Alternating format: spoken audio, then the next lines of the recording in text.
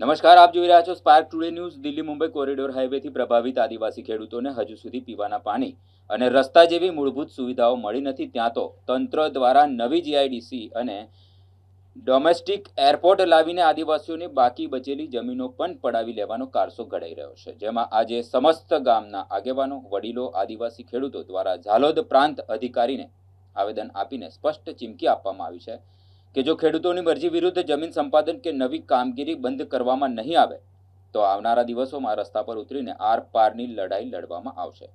જળ, જંગલ અને જમીન અમારી છે, કોઈના બાપની જાગીર નથી જેવું સ્થાનિક લોકો દ્વારા આવેદનપત્ર આપી પ્રાંત કચેરી રજૂઆત કરવામાં આવી હતી। ઉદ્યોગપતિઓ અને માલિકદારોને ખુશ કરવાના બદ ઇરાદેથી અને એમનો રાજકીય રોટલો શેકવા માટે અમારા ગુરુ ગોવિંદ લીંબડી તાલુકાના જે અમારા આદિવાસી ખેડૂત ખાતેદારો છે કે જેઓ સિંચાઈની સુવિધા ન હોવાના કારણે ચોમાસું એક ફસલી સિઝન ખેતી કરે અને એમાંથી જે ઉપજ મળે એમાંથી પોતાના પરિવારનું ભરણ પોષણ કરે, એમાંથી થોડી ઘણી બચત થાય, એમાંથી પોતાના બાળકોને અભ્યાસ કરાવે અને જે થોડી ઘણી કંઈક બચ્યું એમાંથી લગ્ન પ્રસંગો અને વાર તહેવાર ઉજવતા જે અમારા આદિવાસી ખેડૂત ખાતેદારો આવ્યા અને આ સરકાર આજે વિકાસના નામે અમારી જમીન છીનવી લે, અમારા આદિવાસીઓનો વિનાશ કરવા માટે તોલી છે। તો મારે સરકારશ્રીને વિનંતી છે, તમે સૌ પ્રથમ માછણધારા જલાશય યોજના પસાર કરી એમાં અમારા આદિવાસીઓને શું ફાયદો થયો એ અમારી સામે ચોખવટ કરે।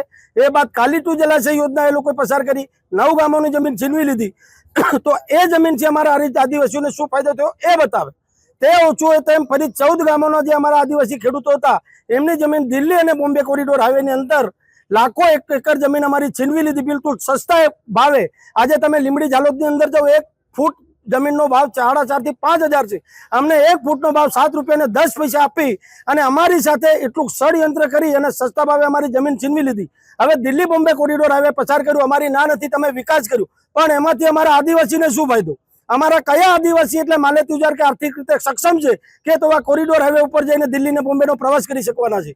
તે ઓછું હોય તેમ ફરી ડોમેસ્ટિક એરપોર્ટ મંજૂર કરવામાં આવ્યું। આ ડોમેસ્ટિક એરપોર્ટની અંદર 4190 એકર જમીન એ ફક્ત સ્ટેશન બનાવવા માટે જોઈએ છે, પરંતુ ખેડૂતોનો વિરોધ દેખી એ લોકોએ જંગલ અને સરકારી જમીન ઉપર 252 હેક્ટર જમીન પર સર્વે કર્યું। હવે જો જમીન એમને 4190 એકર જોઈતી હોય તો 3072 એકર જમીન સરકાર લાવશે ક્યાંથી? અને તે પછી એરપોર્ટ બની ગયા પછી વિમાનને ઉડવા માટે જે રનવે જોઈશે એ રનવે માટે સરકાર જમીન લાવશે ક્યાંથી? અને અમે કયા એવા માલેતુજારો કે આર્થિક રીતે સક્ષમ છીએ કે અમે વિમાનમાં બેસીને દિલ્હી, બોમ્બે કે વિદેશમાં જવાના છીએ?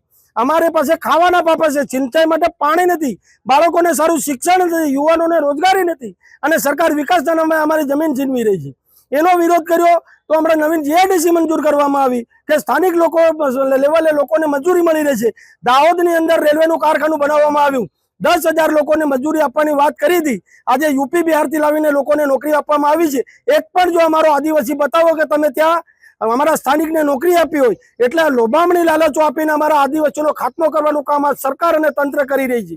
બીજી વાત, હમણાં જે એક બાંસવાડા, દાહોદથી બાંસવાડા સુધી લોકલ એક રેલવે લાઈન ચાલુ કરવાના હતા, પરંતુ આજના બજેટમાં આ લોકો હાલના બજેટમાં એ રીતે ચાલુ કર્યું કે દાહોદમાં નવું જંકશન બનાવી અને જે અમદાવાદથી દિલ્હી જે રેલવે લાઈન જાય છે એની સાથે ટચ કરી અને રેલવે લાઈન નવી ચાલુ કરવાના છે, તો એમાં અમારી જમીન ક્યાંથી જશે? એટલે તમામ બાબતોને લઈને અમે પ્રાંત અધિકારી શ્રીને ચીમકી સાથે આવેદનપત્ર આપ્યું છે કે તમે જવાબદાર જેટલા પણ અધિકારીઓ છે તેઓ સાથે 3 તારીખે 11 વાગે એટલે કે બુધવારના દિવસે અમારી રિવ્યુ મિટિંગ ગોઠવો અને ત્યાં અમને ન્યાય ના મળે તો તમે જાતે ચાલીને અમારા ગામોનું નિરીક્ષણ કરો અને ત્યાં પણ જો તમે આ કરવા તૈયાર ના હોય તો 8/1/2026 રોજ અમે 8/6/2026 રોજ કલેક્ટર કચેરી દાહોદ ખાતે તમામ છોકરા બૈરા સાથે અમે કલેક્ટર કચેરીનો ઘેરાવ કરીને આમરણ ઉપવાસ પર ઉતરીશું અને ત્યાં પણ અમને જો ન્યાય ના મળે તો આકરી લડાઈ લડવા માટે અમે કોરિડોર હાઈવે ઉપર ઉતરીશું, એરપોર્ટની જગ્યા પર જઈશું, જીઆઈડીસીની જગ્યા પર થઈશું